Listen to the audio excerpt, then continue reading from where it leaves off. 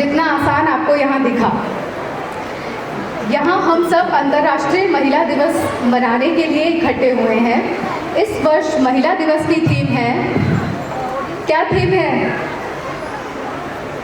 Gender equality. #choose to challenge and we accepted this challenge। हम 3 लड़कियों ने अगर ये इवेंट कर ली तो मैं मानती हूँ आप सभी ये इवेंट कर सकते हैं। तो मैं चाहूँगी कि आगे बहुत सारी लड़कियाँ आए और ऐसी बहुत सारी इवेंट्स कर डालें। जब हम महिला दिवस की बात करते हैं तो हमें एक बार पीछे मुड़ के देखना चाहिए, क्यों मना रहे हैं हम महिला दिवस, क्या है इसके पीछे का बैकग्राउंड आप जानते हैं? कोई भी जानता है? तो आज हम इसके बारे में बात करते हैं। जब इंडस्ट्रियलाइजेशन हुआ यूरोप के अंदर तो कई समस्याएं सामने आई, मध्यम वर्ग उभरा और इसी समस्या के साथ में साम्राज्यवाद जब फैला, पूंजीवादी जब समाज फैल रहा था, तब समस्याएं और दुष्प्रभाव सामने आ रहे थे। ये सामाजिक और आर्थिक दुष्प्रभाव जो थे, इसका सीधा असर महिलाओं पर पड़ता है। तो जब न्यूयॉर्क के अंदर महिलाएं ये सामाजिक और आर्थिक दुष्प्रभावों को झेल रही थी तो उन्होंने चुप रहना मुनासिब नहीं समझा। वो इकट्ठी हुई और उन्होंने आवाज़ उठाई। उन्होंने कहा हमें वोट देने का अधिकार दीजिए। उन्होंने कहा कि हमें समान वेतन का अधिकार दीजिए। उन्होंने कहा कि काम करने के घंटे तय कीजिए। तो जब महिलाएं इस तरीके से सामने आती हैं तब हमें एक दिन निश्चित करना पड़ता है जब हम उनके इस कोशिश को सम्मान दे सकें। इस सम्मान को 1910 के अंदर दिया गया। International conference of working women के अंदर ये तय किया गया कि हम एक दिन ऐसा मनाएंगे जहाँ पे महिलाओं के सम्मान किया जाएगा, महिलाओं के इन अधिकारों की बात को उठाया जाएगा। और वो दिन हम मनाते हैं अंतर्राष्ट्रीय महिला दिवस के रूप में। पर क्या सफ़र इतना आसान रहा?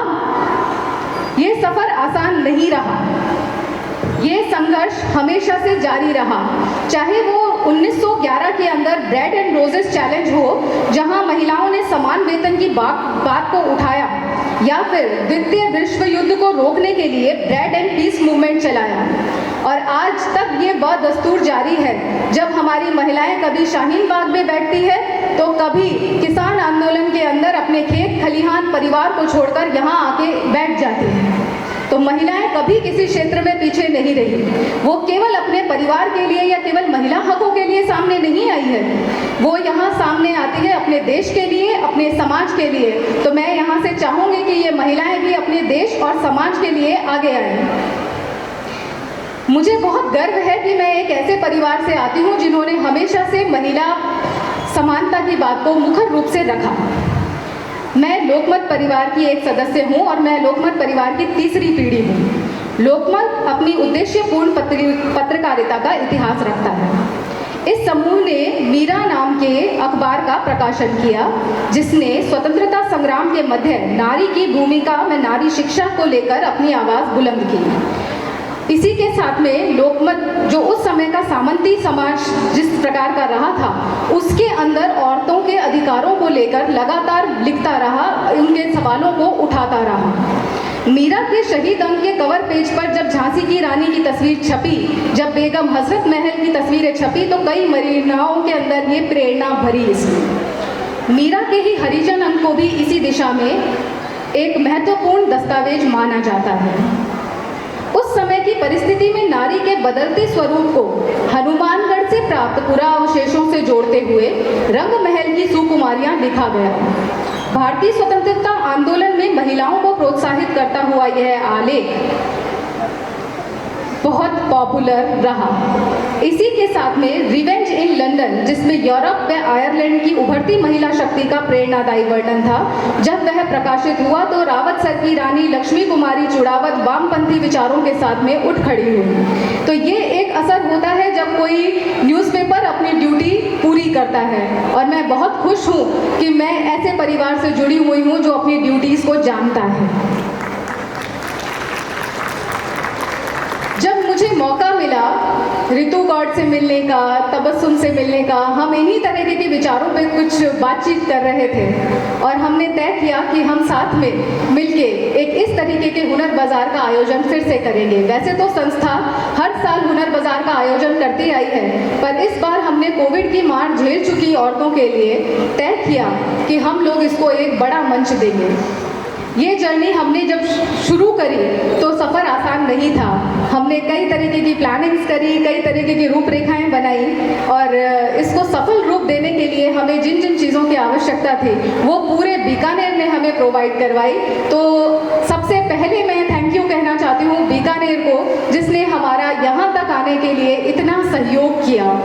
Thank you Bikaner. ये सफ़र संभव शायद नहीं हो पाता अगर एमएस कॉलेज हमारे साथ नहीं आता। जब हमने मॉडल्स के लिए तलाश जारी करी तो हम एमएस कॉलेज गए एंड वहाँ के principal Shashi Sharma ma'am, Shashi Verma ma'am, सबने हमें पूरा सहयोग दिया और इसका रिजल्ट है कि आज जो आपने यहाँ पे मॉडल्स देखी उनमें से काफ़ी मॉडल्स एमएस कॉलेज से आई। And I am very pleased कि विमला मेघवाल मैम ने भी हमारी इसी तकलीफ को समझा और उन्होंने भी होम साइंस कॉलेज से हमें गर्ल्स प्रोवाइड करी। यहाँ आपने जितनी मॉडल्स देखी, कुछ एमएस कॉलेज से, कुछ होम साइंस कॉलेज से, ये बच्चियाँ यहाँ पे केवल रैंप शो करने के लिए नहीं आई थी, ये आपको ये बताने आई थी कि हमें सिर्फ एक मंच की आवश्यकता है, रास्ता हम खुद बना लेंगे। और हर कार्यक्रम को करने के लिए जो सबसे महत्वपूर्ण चीज़ होती है वो होता है अर्थ, पैसा। कहाँ से आता है किसी कार्यक्रम को करने के लिए ये पैसा? And I am very thankful to Bikaji group कि उन्होंने हमें ये फिनेंसेस उपलब्ध कराए, जिसकी वजह से हम ये तैयारियां शुरू कर पाए। सहयोग की ही कड़ी के अंदर मैं अगला नाम श्री महावीर जी राका का लेना चाहूँगी, जिन्होंने यहाँ पे ये टेंट का बंदोबस्त हम लोगों के लिए करवाया। बात प्रचार प्रसार की हो तो हम सब ही जानते हैं कि वो कितना इम्पॉर्टेंट माध्यम है आप तक पहुंचने का। हुनर बाजार शायद हुनर बाजार नहीं बन पाता अगर ये आप तक सफलतापूर्वक नहीं पहुंच पाता। इसके लिए मैं गोडावन पब्लिसिटी और पेंटर भोज का धन्यवाद देना चाहूँगी, जिन्होंने हमारे पोस्टर्स, हमारे बैनर्स को पूरे बीकानेर तक पहुँचाया। इसके साथ साथ पूर्वा इंटरनेशनल को भी मैं धन्यवाद देना चाहूँगी, जिन्होंने हमारी प्रिंटिंग कॉस्ट बेयर की। एमएल ज्वेलर्स का विशेष धन्यवाद है, जिन्होंने हमारे इनविटेशन कार्ड, सर्टिफिकेट, टिकट्स ये ना सिर्फ छपवाए बल्कि यहाँ स्टॉल लगाकर हमें एक संबल दिया। और इन सब के साथ में विशेष धन्यवाद बीकानेर व्यापार मंडल का, जिसने यहाँ आकर हमारा सम्मान कर दिया। इन्होंने सिर्फ महिलाओं का सम्मान नहीं किया, इन्होंने दस्तकारों, हुनरकारों सबको सम्मान देते हुए हमें ना सिर्फ आर्थिक सहायता के तौर पे यहाँ सर्टिफिकेट डिस्ट्रीब्यूशन के अंदर मदद करी, इसके अलावा हमारा समय समय पर हौसला भी बढ़ाया। तो मैं विशेष धन्यवाद देना चाहूँगी बीकानेर व्यापार मंडल का।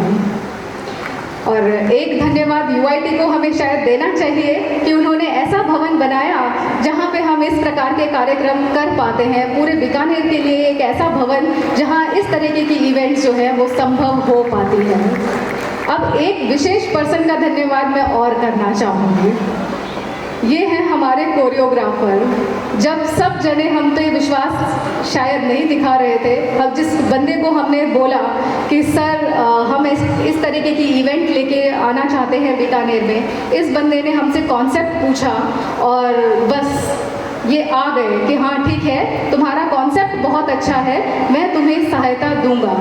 इन्होंने हमसे एक बार भी नहीं पूछा कि तुम मुझे कितना पैसा दोगे, मैं जयपुर से आऊँगा, तुम मेरे टिकट्स को कैसे बेयर करोगे, नहीं, सर आ गए और सर की वजह से ये इवेंट हो गई। तो मैं विशेष तौर पे धन्यवाद देना चाहूँगी सर, हमारे कोरियोग्राफर साजिद अहमद सर का, जिनकी वजह से ये इवेंट संभव हो पाए।